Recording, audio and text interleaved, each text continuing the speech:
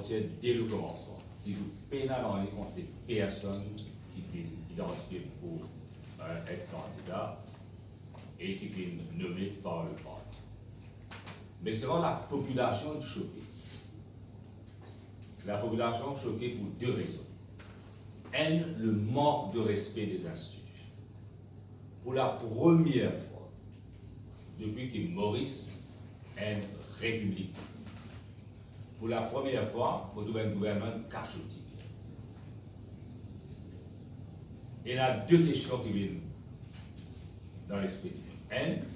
Est-ce que ce gouvernement, qui est un gouvernement en termes de pourcentage de suffrage qu'il a gagné, certainement il va refléter ce que l'électorat mauricien voulait, est-ce qu'il va finir un candidat de choix pour la présidence? Beaucoup n'ont flotté, on va pas en jugement personne, et d'après ce que nous connaissons, personne qui s'est approché, il refroide. Maintenant, vous êtes avec deux candidats, encore une fois, oublions les personnes, mais seulement deux candidats qui finissent une proximité politique partisane. Là, quand fait nomme le vice-président, M. Boissy, encore une fois, la personne, pour ne pas permettre en but espérer qu'il, quand il parle, soit, tout comme le speaker, parce que c'est un poste constitutionnel, d'agir non seulement indépendant, la perception, la réalité des années.